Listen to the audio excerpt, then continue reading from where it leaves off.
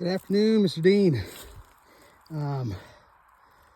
It's about 97 degrees, and it was probably my last chance for probably at least a little bit to be able to get out to do much. My wife's probably going to be, she's getting close to going into labor, and she's on her last 24-hour shift up in Fredericksburg, and then she's home. So it was hot, and I decided why not come out over here and put down the work at home and see if we can't dig some stuff up. And here were a few. I don't know if you saw these last time you were out here. This was the looks like Doris, Shirley Jordan, and then there was Emma Jordan, and those were out. But came out here, and as I mentioned before, you know, I use a little detector to try to find the buried plaques that are so common with particularly Hamler Curtis, but a few others as well. Like I said, I took a minute to kind of reacclimate with how to use the machine, but I eventually did. And you can see here, it's a Lemuel dent.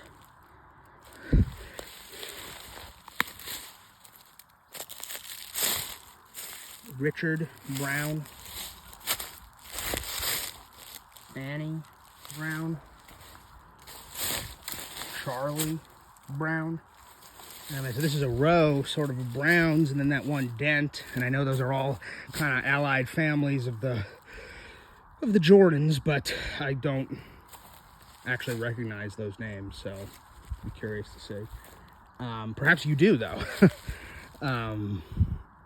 Here, one row up, are some names that you will recognize. Unfortunately, this is what I mentioned before, and there's actually another one right there, but these are the older funeral markers, and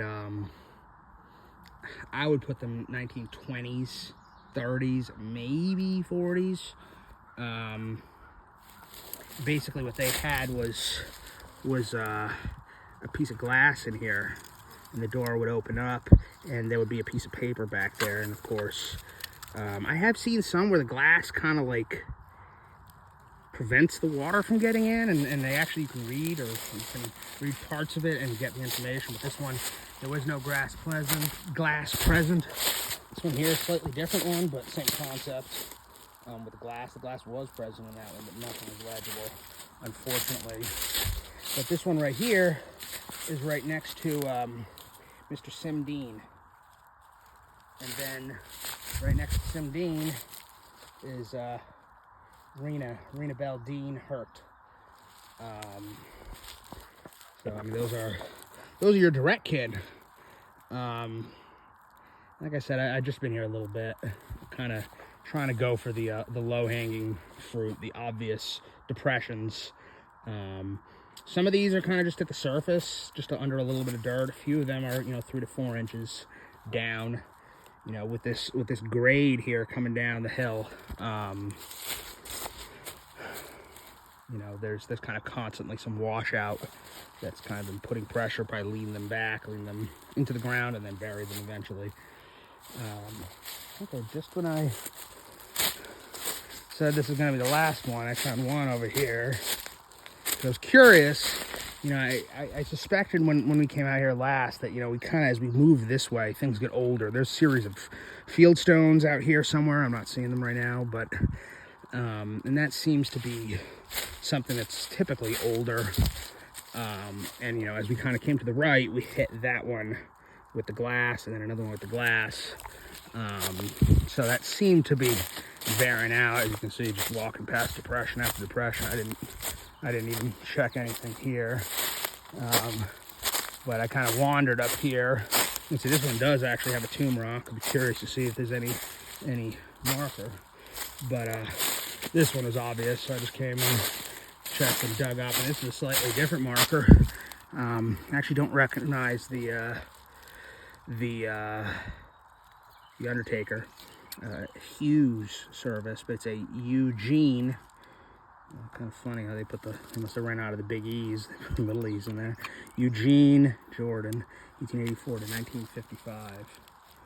And just for context, we're kind of just to the right and below the Harris marker. So anyways, just wanted to make a quick video.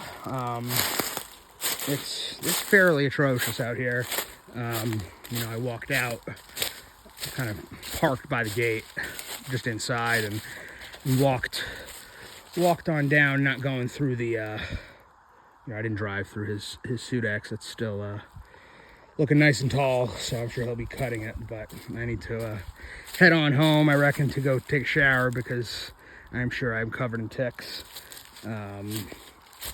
But yeah, I wanted to just show you a little bit of what, you know, I do believe, fingers crossed, is going to be everywhere. You know, I think that we're going to find dozens of these markers and get a lot of names,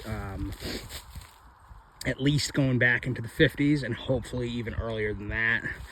And that doesn't even mention the markers. Like, I suspect there's at least 2 more in here, maybe even 3, that are probably buried, just based on some research with military headstone requests. That a couple that I feel like should be here, that